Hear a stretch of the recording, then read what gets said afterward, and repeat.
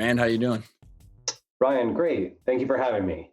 I'm excited because not only before I got into the world of the podcasting and the online space, I didn't really know what Moz was, and then all of a sudden I heard the whiteboard for Fridays.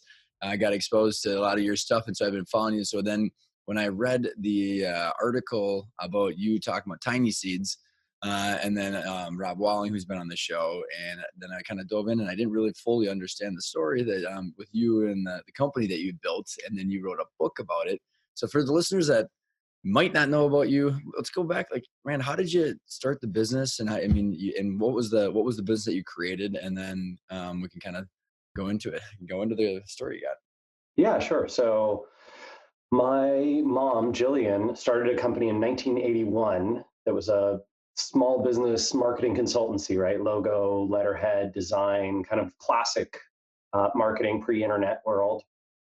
And in the late 90s, I started I was still in high school, like 95, 96, 97, started building some websites, and occasionally I would do some sort of work for her and her clients if they wanted to get a site going. And in 2001, I dropped out of college to do that full time, basically work with my mom, design and build websites. And we were pretty terrible at that, kind of crashed the business that she had built, sent it deep into debt. We just made every mistake in the book. And when we found ourselves deep in debt, the only sort of silver lining was we had been subcontracting folks to do search engine optimization, right? The practice of getting websites more traffic from the organic, the non-paid listings in Google, and at the time MSN search and Yahoo and all those. And we couldn't afford to pay our subcontractors anymore.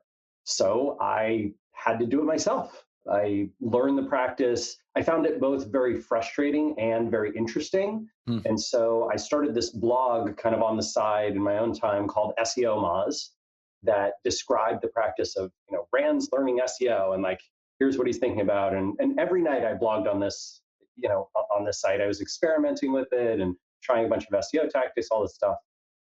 Well, that blog started to gain popularity and then attracted customers that we were able to turn into the way we turned around the business.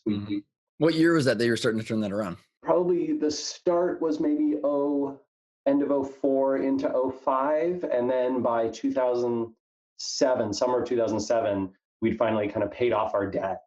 And earlier that year, and at the start of 2007, this is kind of how we became Moz. In 2007, we launched a suite of software tools that we had built for ourselves. They were just like little mini SEO tools that we used to sort of automate some of our consulting tasks, reporting, and that sort of stuff. I wanted to make them available for free. Our developer Matt was like, "No, dude, we can't afford the bandwidth." I was like, "Fine, can we put up a PayPal paywall so I can at least show this off to some people?" Fast forward 6 months, the PayPal paywall for $39 a month is now generating the same amount of revenue as the consulting business. And we're like, "Whoa, I think SaaS might be a business." I mean, we don't even know what to call it, right? Right. We have no word for this. Super cool. So then what was what was the direction as you're seeing that? I mean, what was the conversations you had with your mom and your developers? Like what were some of the milestones of creating Moz? And because I know that the premise is that you ended up taking on some VC and there's a lot of trials and tribulations and thoughts that you got behind how you guys went about doing that. But like what are some of the steps that led to the structure that you ended up with? Yeah, I mean, we ended up with a very classic venture-backed structure. So we essentially, at the end of 2007, raised a round of financing. A couple of VCs had reached out to me actually and said like, "Hey, would you be interested in turning this into something bigger? We think that SEO is an exciting space, and we want to place a bet there, and we think you're a good choice for it." And so, yeah, we said. Did you know what VC was then? Did you like what was your level of understanding of what VC? Oh, I Googled venture capital when I got the yeah. Literally, I was like, "Oh, Ignition Capital, venture partners. Okay, what is that?" Right. Yeah. But they made us a great deal. I outlined it a little bit in the book, but basically we raised 1.1 million, gave away 14% of the company and a board seat. I mean, just stellar deal, maintained a ton of autonomy and control. with one exception, right? Which is anytime you raise venture, your goal goes from, build a profitable, sustainable business to build something that's going to exit and, produce a massive amount of capital for your investors, Mm-hmm. or kind of die trying, right? Right. Yep. And so we maintain control. I mean, I outlined an offer that we had, the only offer to sell the business that we had while I was CEO for that was 7.5+ years that I was CEO. We had one offer in 2010 or 11 to sell, and we could have taken it. It would have been, phenomenal deal. Probably would have been a more phenomenal deal than, you know, um, whatever might happen in the future, even with Mm-hmm. Moz's growth, and turn that down because I thought we were worth more. I thought we could do even more, and then we did in 2012. We raised a large round, 18 million in Okay. financing from in venture, more venture capital, 3 million more from Ignition, and 15 from a group called Foundry. And Foundry is based in Boulder, Colorado. I think Brad Feld is a very well-known person in sort of Mm-hmm. the startup and technology world. And Brad and I formed a friendship, and he joined our board of directors. Invested this large sum of money, and then I would say, basically wasted most of it doing things that we thought would bring growth, but Mm-hmm. instead really took us very far off track. A lot of poor strategic decisions And as we made go into there. this, Rand, I'm curious because I actually about a year ago I interviewed the head of VC for Ernst and Young. Very interesting guy. The sheer amount of deals that he sees is like pretty crazy. And one of the things that we were tying, Now Ernst and Young, so they're an accounting firm and yeah, consulting, right? So what does the EY. head of VC do there? So I mean, EY is like, I'm actually this we're total sidetrack, but like a lot of the big firms like that, they're building out big consulting practices. Hmm. Yeah. So like M&A advisories firms or services or raising Okay. capital or I mean, like, so this guy, I mean, there's crazy things that he's seen, but one of the things, from his perspective about like, putting a lot of the deals together. And I haven't had a ton of people on the show, but there's been a constant theme. The same thing is with private equity is money comes with different personalities, right? So and I know you've probably got a lot of thoughts on this, but it's like, as you were, Googling VC and like from there to like the different rounds that you did, how did like, because in one of the blog posts that you wrote when right as you were leaving is, you know, you kind of shift the focus, right? So you shift from like building a really cool product that is serving your customers to now you get different intentions. There's an exit, there's different pressures, there's different conversations. Can you explain how that dialogue changed behind the scenes? Gosh, yeah. I think what's funny is it is less explicit and less directed than you might think, right? So it's not, hey, you get in a boardroom and these investors tell Rand, this is what we want to see. We need you to go this direction. Let's get it done. Nothing like that. It's Mhm. more sort of this, you move from an ecosystem of how do I build something sustainable and profitable and exciting and do things that I think my customers want to, going home at night and wondering, how do I become worth $1 billion, right? How do I turn Moz into something that's worth $1 billion? And so that is by its very structure a very, very risky business, right? So you are incentivized and sort of encouraged and supported to take those big picture risks, but not forced to. There was never a Yeah. time when Brad and Michelle, my investors, said, Rand, we feel like you're playing this safe and we'd like you to be more aggressive. Mhm. Never, not once, not explicitly, certainly. But you're hanging out with a different kind of crowd, and Mhm. you're sort of being shown different examples of what a Undertones of things. successful company is considered to be, right? So Yeah. there's sort of this, natural thing in the venture world where you see your investors talk about and write about and speak on panels about like, hey, we need to shift the mentality of entrepreneurs away from these single base hit lifestyle businesses, which they use as a pejorative, right? Mhm. They're sort of Mhm. trying to insult you if you make Want $10 that. million a year or $50 million a year or $100 million a year, right? And sort of encourage folks to think bigger, right? We need disruptive companies. We need companies that are world changing, not these, little piddly things that, and so you start to, I don't know if you start to, right? But I Speaking of started actually, yeah, to, right, right. I was taken in by this as well, right? I thought of myself as not a successful entrepreneur, right? But rather someone who is sort of striving to deserve the funding and the recognition and the company and the title. How did that Um, change your relationship with the business and your customers and your passion? yeah, absolutely. Totally different sort of thing, right? It goes from, man, this, I feel like this feature would really help our customers. I want to build that to, ooh, that is probably incremental progress. And incremental progress is kind of, why waste the time? Mhm. Right? Being a little more valuable than we were last month or last year, that is not going to produce the returns. How do we turn this into a business that's, yeah, sort A of, billion I think dollars, for a, right? Yeah. you got to be north of 100 million in revenue to kind of IPO, Mhm, and that's probably, and you want to be growing at a significant rate. So you, in this weird way, you don't want to reach 100 million by growing at 10 or 15% year over year, because the market won't value you, and mhm. you're going to have a lousy IPO if anyone will even buy the stock. What you really want to do is show north of 30% year over year growth. So you kind of want to have this like, hey, it's fine if we have a few like slow years, as long as that then Hockey stick, the accelerates the typical curve. hockey stick, right? Yeah, massively again. So it's a strange ecosystem, How did strange incentives. did you when you were, what I find, you went into it when you like just going back to 39 bucks a month and all of a sudden it's half of the consulting to you're now trying to be $1 billion. I mean, there's a massive kind of mind shift that you have to probably go through. I Yeah, mean, did you enjoy it?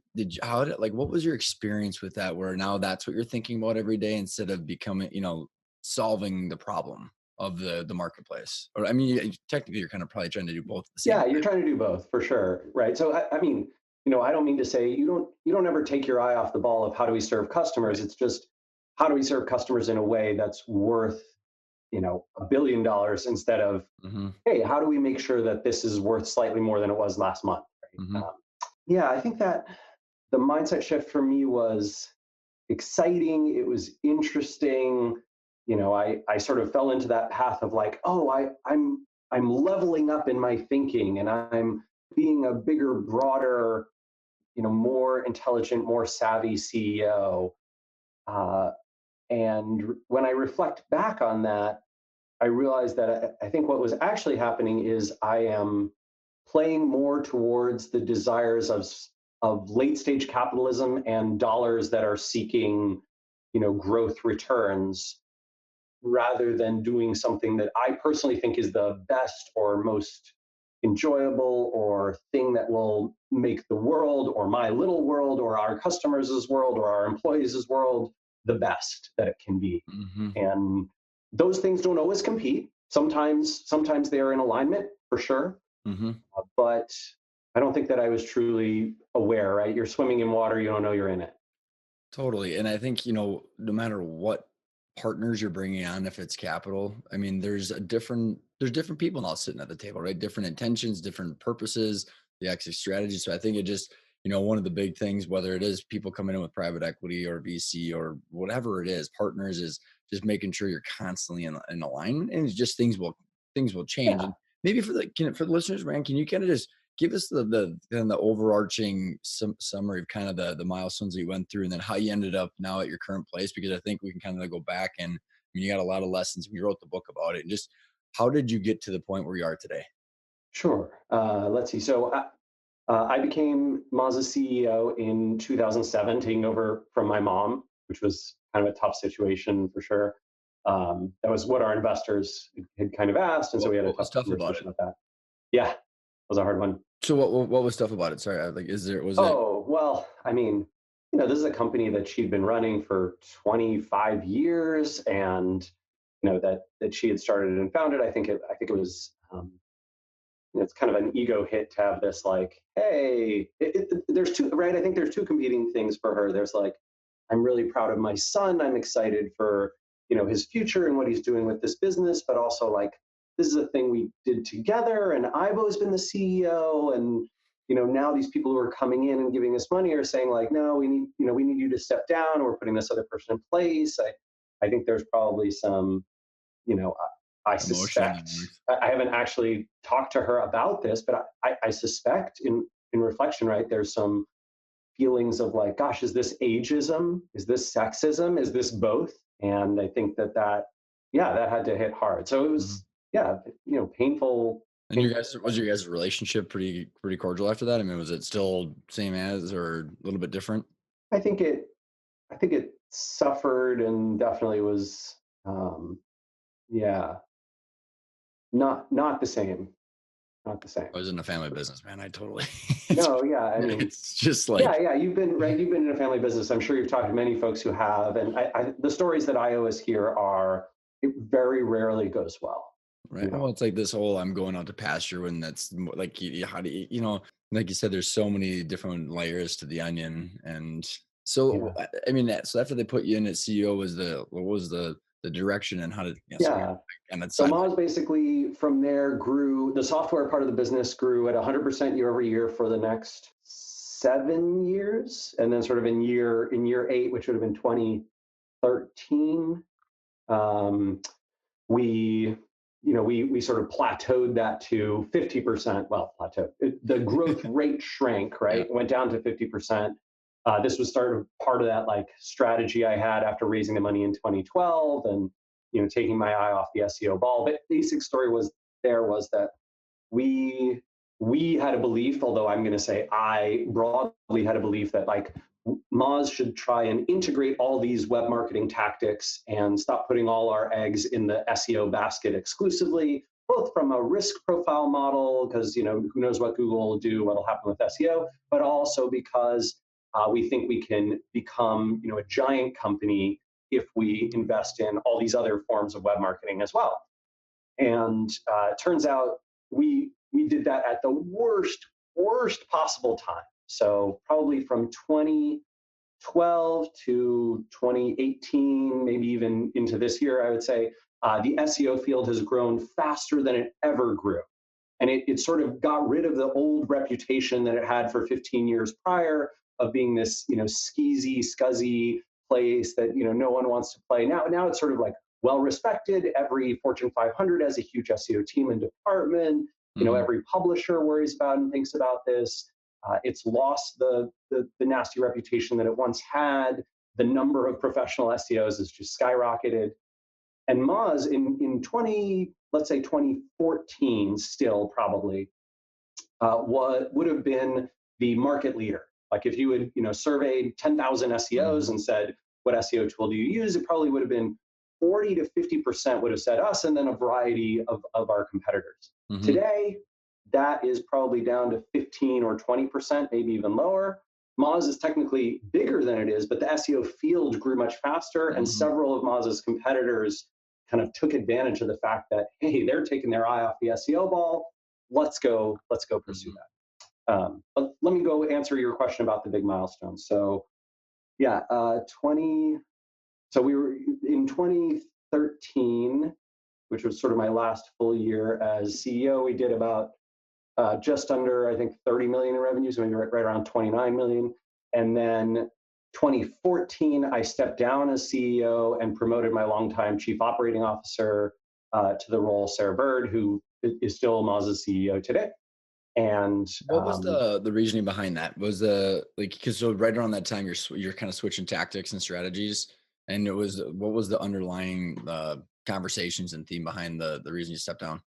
yeah, so I wrote about this on the blog and also in the book, but I basically was struggling with depression at the time and kind of got the message from my team and my wife and lots of other people that like, hey, this is kind of an unsustainable situation, and we're worried about you. I was worried about me, and so I said, I thought that I could maybe take some of that pressure off and also, do more of the things that I love to do, which was not really managing people and growing a big company in terms of number of people, but rather, focus on product and on strategy and on marketing and those kinds of things.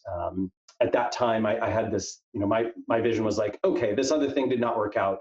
We need to return to SEO. Let's go back to focusing on SEO. Let's not take our eye too far off this ball. Unfortunately, I think that turned out that was not how the new CEO felt. And despite lots of conversations kind of ahead of time about, hey, here's how I want to keep participating, and I'd like to, still have the sort of some influence here. I think some influence is kind of all that I had after that, and that actually really was very, very hard for me. I think disassociating myself from, hey, Moz is not doing as well as it used to do. The growth rate slipped from 50% to 20% to 12% to 7 or 8%. And all these years, I'm just pounding the table at the board meetings, like, what are we doing? This is all wrong. Everybody else is like, it's fine, it's cool. And Rand is just, just, insane and infuriated. And so eventually I think that kind of led to like a breaking point between myself and the CEO, and not just professionally, but personally. And so then I somewhere between, halfway between, was asked to leave the company and decided to leave the company, like right in the middle there. And I left in, what was that? Just almost exactly a year ago.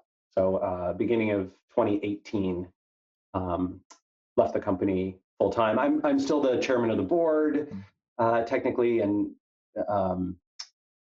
obviously a large shareholder, but not involved in day-to-day stuff.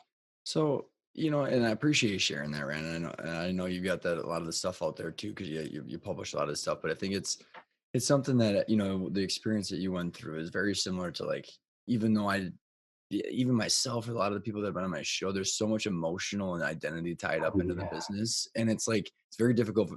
Honestly, that's where the whole life after business came from. There wasn't enough at the very beginning to really tie into the psychological stuff of this. And I know Sherry Walling talks about some of that, but like, how, explain maybe your journey through that. Like, how did you deal with the fact that, like, this is your baby?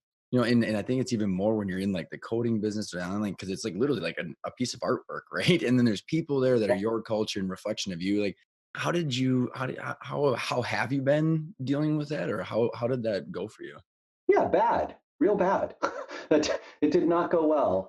I think it was very, mentally and emotionally draining and really challenging. I think I'm generally a person who's pretty good at processing emotions and working on self-awareness and being thoughtful and mindful and trying to be, I try to be kind both to others and to myself, about the mistakes of the past. But I mean, I remember an email thread between myself and Brad Feld. I think maybe the whole board was on it. I can't remember, but Brad said something like, you've got to stop beating yourself up for the mistakes of the past. And I think I replied with something like, they're my mistakes, they're hard earned, and I get to beat myself up as hard as I want. Back off. Who says that? That's a crazy mind that's going through there. But that is how I felt for years, right? For years, I was like, I screwed up taking my eye off the SEO ball. I screwed up stepping down as CEO. I screwed up with, hiring these different people. And I screwed up with not hiring these other people. I screwed up with timing in terms of product and market and pricing and all sorts of strategy stuff, right? And So that's how business is. Like, you learn, right? You're supposed to learn, and then you get better at it, and then but I couldn't let it go. I just felt so responsible, and Moz was so tied to my identity. I mean, you opened the show, right? And you're not like, hey man, I'm super excited about SparkToro. I love Lost and Founder. You're like, Whiteboard Friday. Right. people know me for Moz, right? Yeah. Like Moz is so intrinsic to my external identity. It's it's hard to get away from. Dude, yeah, totally, man. And it's so funny that I'm even caught up into it when it's even like the world that I discuss. Cause like, honestly, Rand, have you ever heard of a book called Finish Big? Finish big. Yeah, for all my listeners, hear me talk about this all the time. I'm gonna pull it up. So for the listeners, I apologize because we're on video right now. Um, I'm writing it down. so it's called Finish Big, and it's how great entrepreneurs exit their companies on top. And I read this, and actually, like, let's put it this way, man. Like when we sold, Rand, I had built out our managed IT services, and it was just gonna take off, man. And like, like in its software, it's processes and people and code and all this stuff, right? Well, they didn't need it. So they literally shut down my servers after 4 years worth of like millions of dollars worth of work. And I'm just like, oh. I went home and honestly, like I broke down that night with my wife. I was like, Yeah. no, I seriously, I was like crying. I was like, I don't know what the hell just happened. We got to check. But like, I have no identity. I have nothing. Everything I've done for the last 7 years is gone. And so, unfortunately, I read this book after that. And Isn't so, that how it always goes? right. Like, yeah, this is what should have like randomly popped out of the sky. Like, and so Bo Birmingham, he's been on the show, and he says that 75% of entrepreneurs are unhappy 12 months after the sale of their business, regardless of how much money they make, because it's so wrapped up into their identity. And Well, I think, yeah, I mean, I think that this is one of the biggest problems with the venture backed universe, right? Is that it does not allow an outcome which is something like a Bob's Red Mill, right? This is always my favorite example, right? Where Bob gets into his 70s, he's like, gosh, I have this great company, it's been profitable for 40 plus years. People love the product, like it brings these wonderful grains that they wouldn't already have into their lives and into supermarkets around the country and around the world. I don't need any more money. I want to give this to my employees. I don't know if this is the case, but everything I've ever seen Bob talk about, everything I've read says that like that this is one of the happiest things that you can possibly do, right? And Bob is just a guy who's thrilled with it. And it's not that way. It's a totally different objective, right? totally different objective, totally different mindset.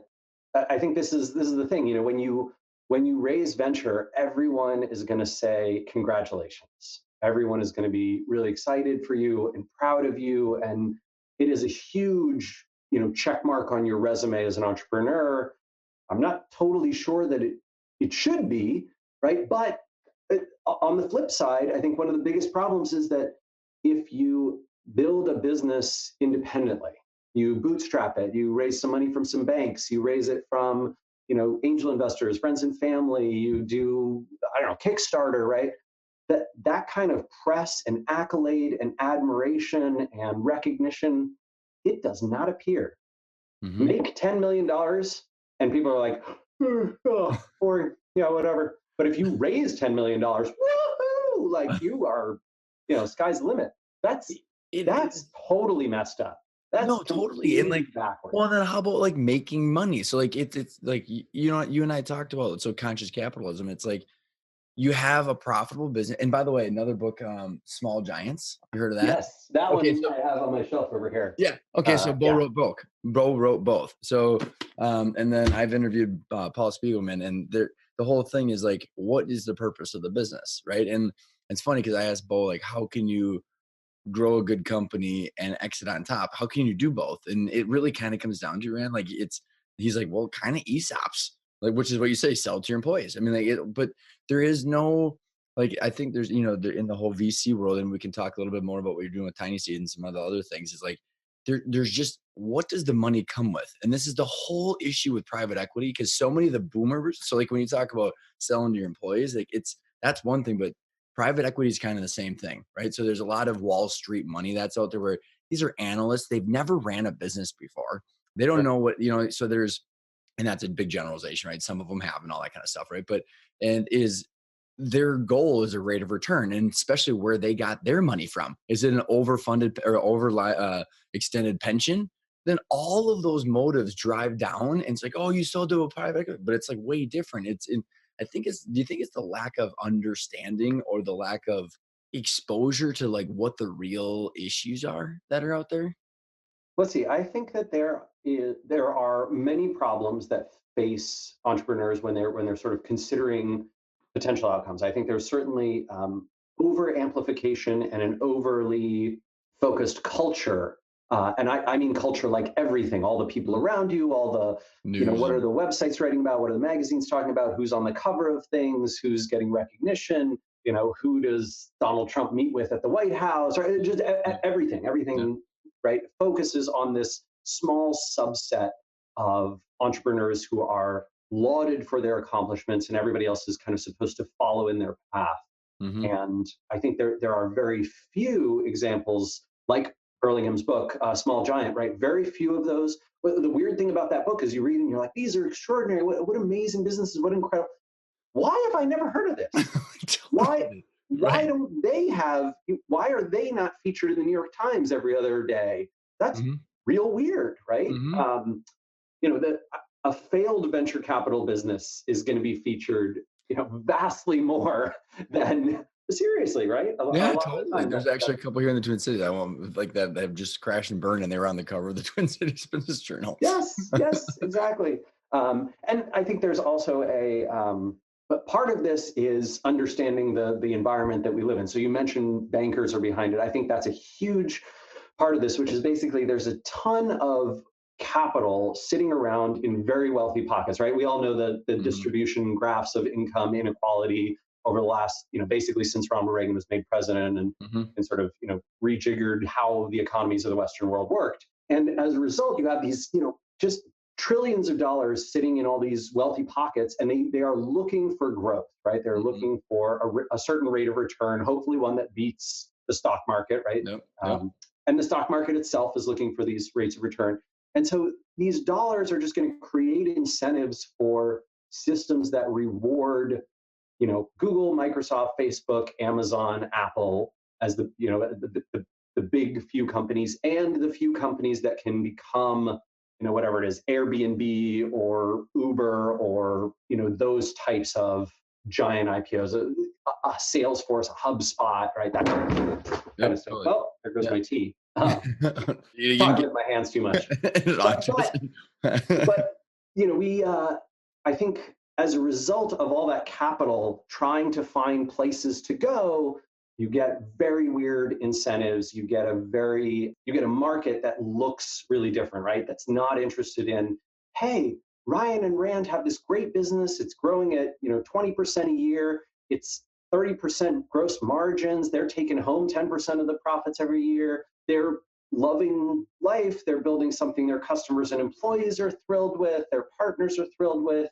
And the macroeconomic world is sort of going, oh my God, shut up. We don't care, right? It's kind of like, go But the F away. right. Like, Well, will you please stop distracting people from trying to find a way for our billions of dollars to grow at 12 or 13% year over year? it's something actually I talk a lot about, and I think the two worlds that we're talking about is the PE world, and those big dollars are flowing now into the middle market of these baby boomers and the privately held companies, and so the experience that you went through with the VC, like it's the same experience that I hear with on the show, or that you hear in like the really terrible stories of these PE firms, because they come in and you and I could literally start a PE firm right now, and we could go and say, okay, we're going to take some money from Chicago's pension fund, who Sure. Right. they are way over collateralized with how much liabilities they have.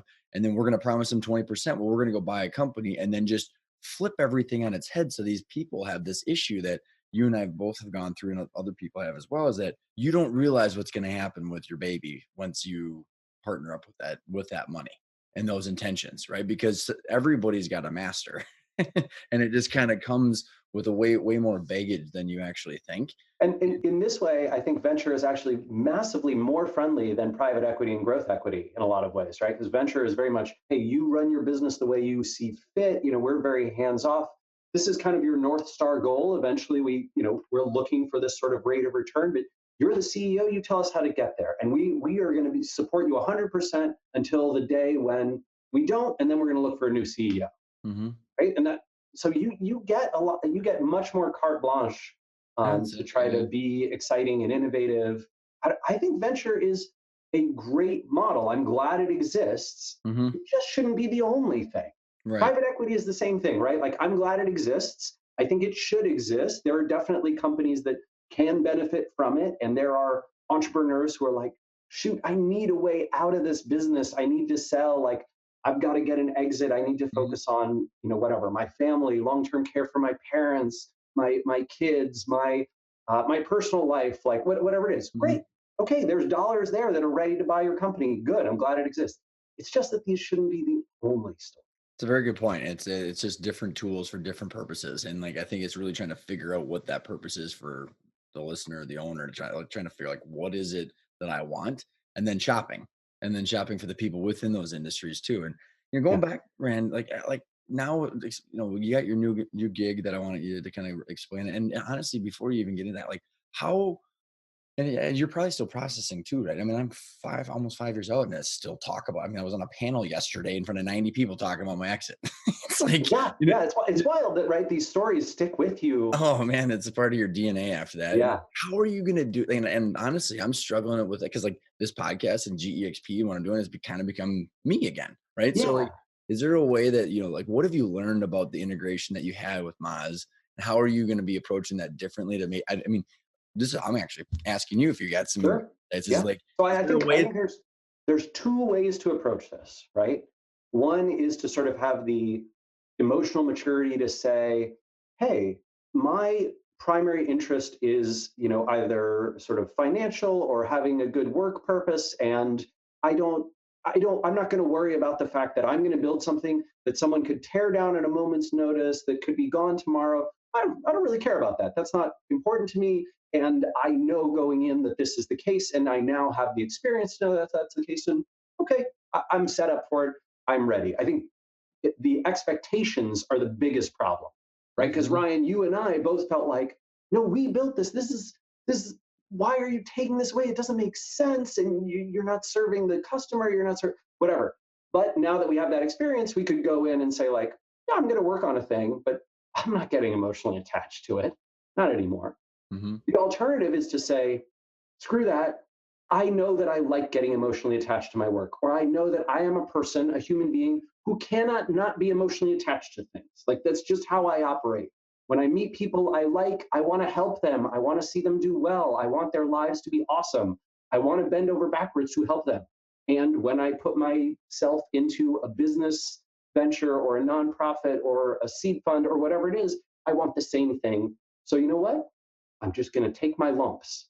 I'm going to mhm, set myself up for let me go invest only in businesses that I can control completely, where the outcome is something where there'll never come a day when I say, I didn't make that decision and it's the wrong one. So those are the two ways to play it, right? And I mhm. think that the nice thing about having a career behind you, especially if it's giving you a little bit of financial security or some freedom or a great network or new opportunities, is that you can be a little picky about that, right? You can choose one or the other. Mhm. Not everyone gets to choose, and I think we should be cognizant of that too. There's a lot of people, plenty of entrepreneurs who basically have no choice, right? They need to make a certain amount of money to support their whatever family or friends or whatever they've done in their lives, partners, etc. Well, and then they get right, and or that also it makes a huge impact on like the choice that they have of when and how they sell to and to who and all this stuff. And like Yeah, I think the biggest thing that you and I have is that we've got another runway where there's you get in even into the people that are in their 50s and 60s where like you don't really have round two necessarily. To sort of reinvent yourself, it's a bitch for people our age. You know what I mean? So to not think about like in like what is it? Who are you going to be without your business? So going back to that finish big, one of the quotes that Bo has is people, and I literally I'm starting to finally be okay with this question is Ryan, what do you do? Well, I used to. You're I used to be Maz. I used to do whiteboard Fridays. You know what I mean? Like, and yep, it's like, and there's so much bullshit attached to that because yeah, you're not proud of saying that. You know what I mean? Like, you're like, I mean, you could be like, I'm yeah. Like, generalizing. you're proud of the historical work, but then like the That's not outcome. you There's now, so and much complexity, so much complexity involved in that. Right. What do you and it was all about because like in our society we appreciate and attach to your career, right? So like, and Yeah, that's why I mean we don't have to go down some major rabbit hole, but that's why I think that retirement is total crap. Like it's like you should be doing something that you're passionate and purpose driven so you can talk about it. Because yeah, otherwise, like, what do you do? Well, nothing. I mean, and some people are some very small people or a small fraction of people are okay doing nothing, but usually then they're family caretakers or whatever it is. But right. Yeah, um, absolutely.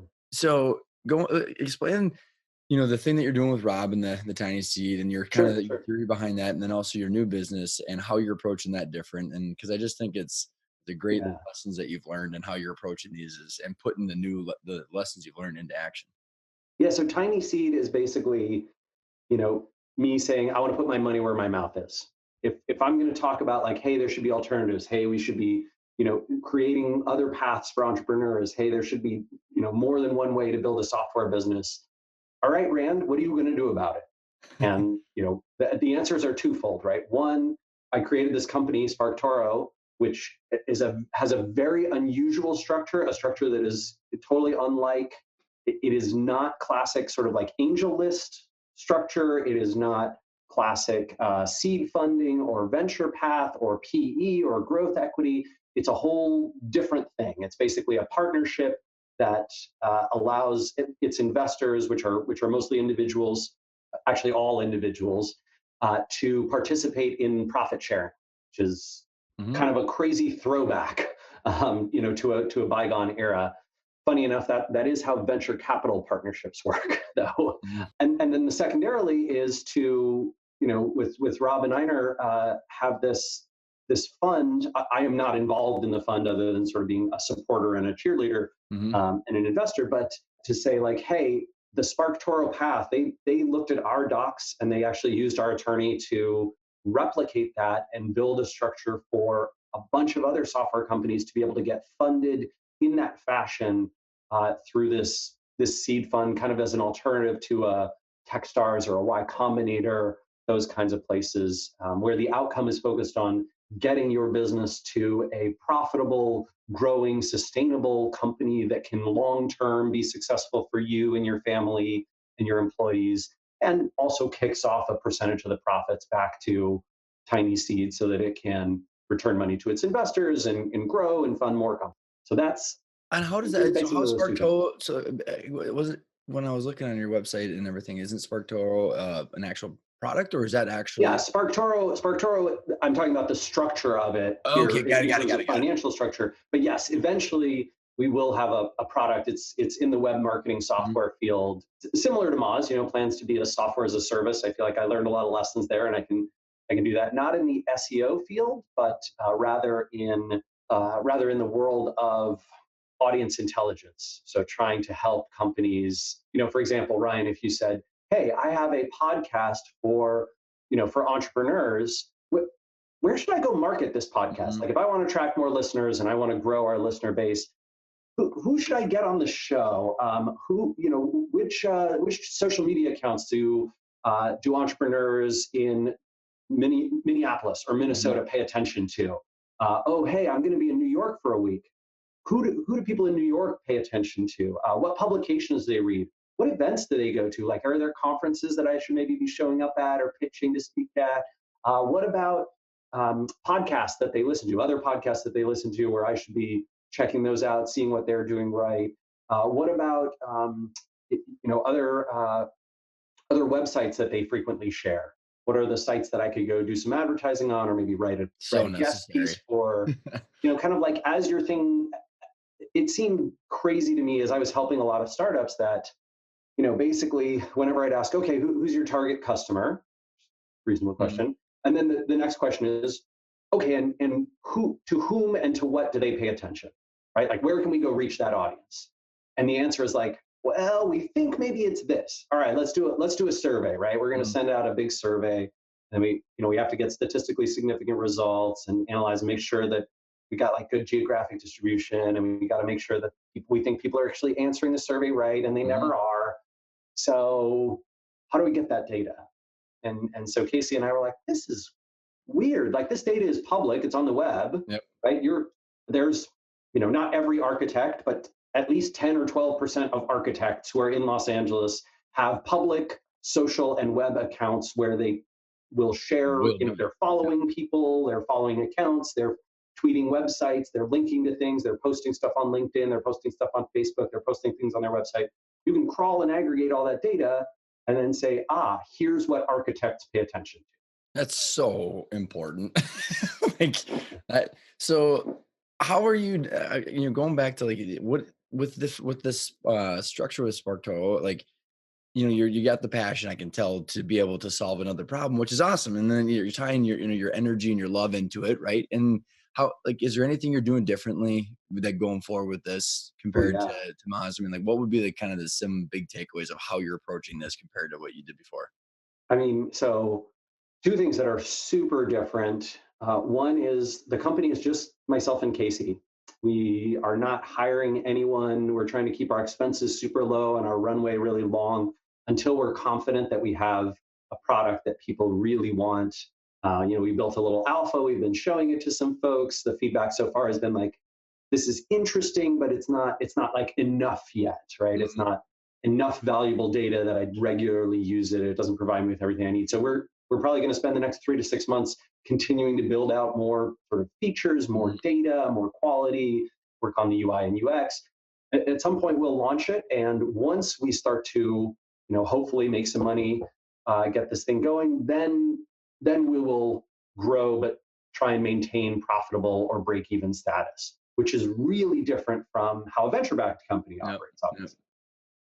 Second big thing is one of the lessons I learned at Moz was that the the MVP model is a terrible one if you have a big audience that pays attention to what you do. And Mm. it's a terrible one because if you launch something publicly that sort of is like, well, Half baked. Yeah. yeah, half baked. It's decent. It accomplishes the problem. Some sort of innovators at the very start of the whatever crossing the chasm type of curve Mhm. can adopt it and they can use it and it's good for them. The problem is that everybody else who sees it is kind of like, oh, this is kind of junky and small and doesn't do enough and it's not that interesting. And that memory will stick with them for a decade or more. What I never see, what's crazy is I never see this. Never saw this once at Moz where someone would go check out a new feature, new tool that we launched, and they go, oh, this looks like it might be promising. Maybe if they keep working on it for 9 months or a year, I could see this turning into something really exciting. No, nobody thought that.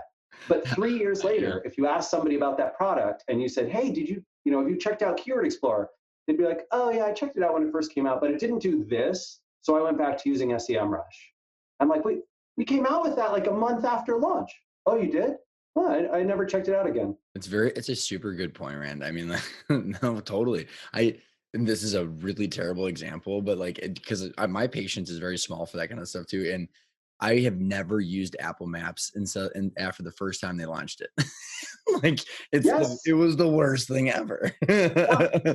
Yeah. No, I think that's exactly right. This is it's the same story like I pick up a rental car and it's from whatever company. Oh, I have this little Chevy. And I'm like, man, this thing is oh this is terrible.